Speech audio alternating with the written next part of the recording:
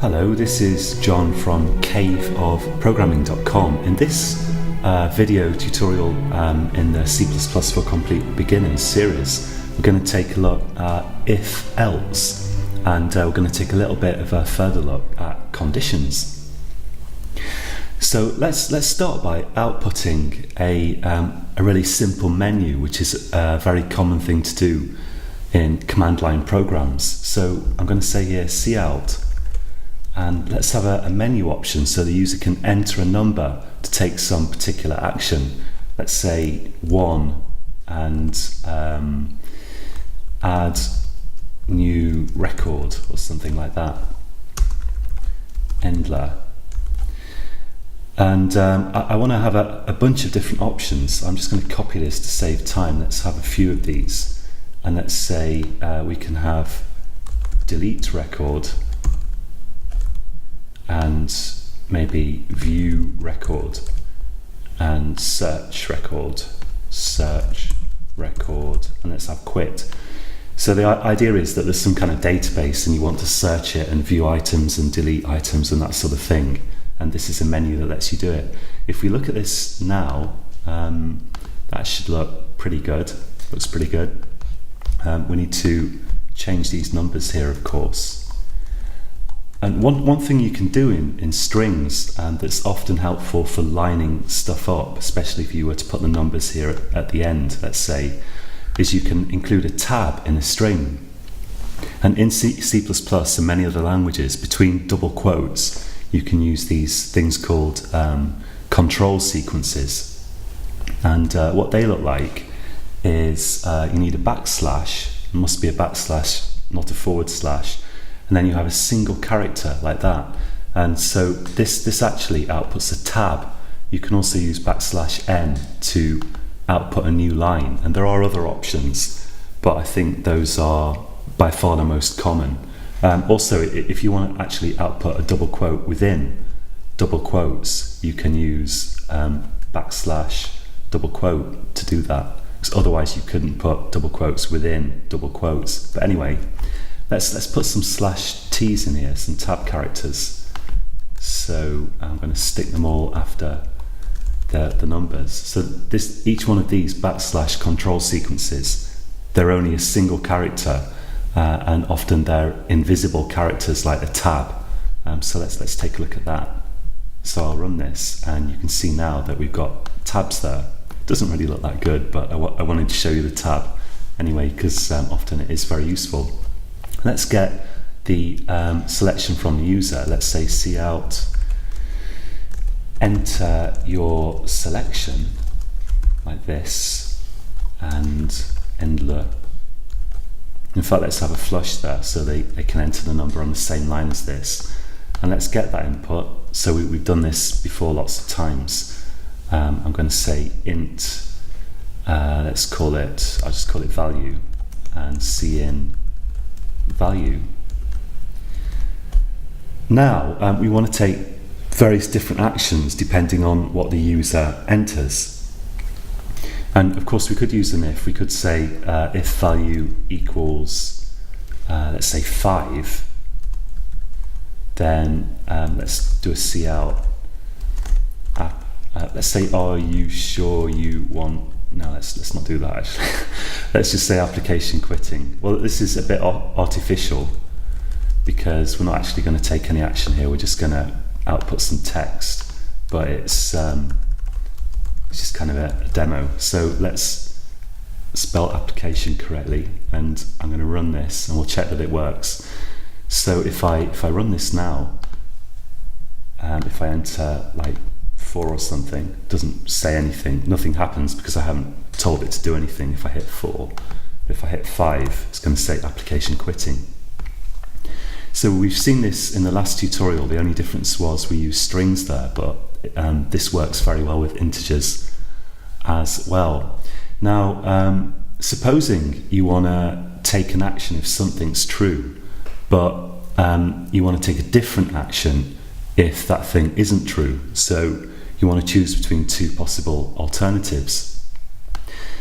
Let's say, for example, here that we want to say that the user, let's say the user has like some kind of privileges, and certain users can't use these first two options. So we want to take one action if they enter a number that's less than 3, and if it's greater than or equal to 3, then we want to take a different action.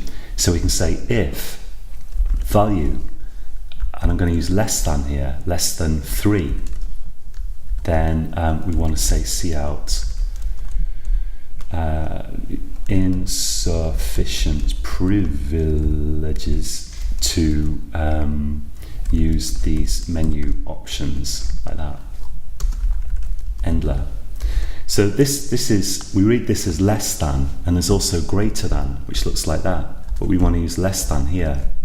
Now the way I remember this, when you first start programming, it's difficult to remember which way round this greater than or less than goes. And after you've been programming a while, you just kind of automatically know. But a good way to remember this is that the condition is true here if the smaller value is at the smaller end of this symbol and the bigger value is at the bigger end. So this arrow, it's got like a point to it, small end, and it's got a big end, the kind of prongs there. And this condition will evaluate to true if the small value is at the small end, if value is the smaller of the two values, and at the big end here we have 3. And that also applies to greater than. This condition will be true if value is greater and 3 was the smaller value. Let's use less than here. And let's see how that works. So this is pretty simple again. So if we enter a number greater than 3, let's say 6, nothing's going to happen. The value, this evaluates to false. So value is not less than 3. So value less than 3 is false.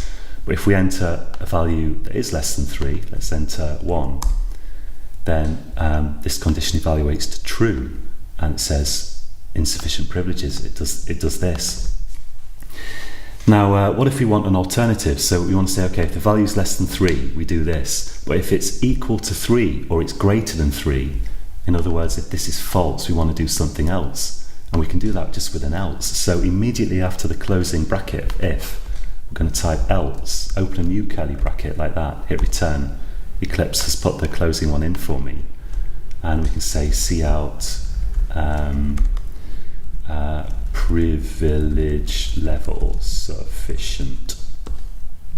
Kind of a strange thing to say in a program, but it's just a demo. So let's see, let's run that. And now if we enter 2, let's say, then insufficient privileges. If we enter 3, then it says privilege level sufficient. So this is now false, because value is not less than 3, it's equal to 3. So it does the else bit of the if. So one of these conditions is always going to execute. It's just a question of which one. Let's just try a bigger number than 3. We could enter anything really, like 66, and it will do this. So this is if else, and I want to draw your attention to the fact that I've indented the stuff between these curly brackets by a tab. So you could write it like this. Well, you could put the brackets anywhere and miss out tabs left, right and center. But it's really hard to read this, especially if you have multiple lines in here. So you should absolutely never do that. Wherever you have curly brackets, code between curly brackets, indent the code between them by a tab.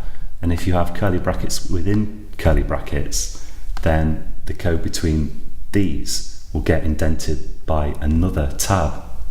So the indentation level clues you in to how the code is working with the brackets. And if you ever get confused, you can always use a shortcut. I think it's Control-Shift-F on Windows or Command-Shift-F on Mac, or you can just right-click and go to, it's a bit slow, go to Source and Format, and there's the control sequence for my Mac here. We'll do that, and then you can see it automatically indents it. So this is if else. You can use it as well with equals equals. So like, you know, you could say if value equals 5, then we could say cout quitting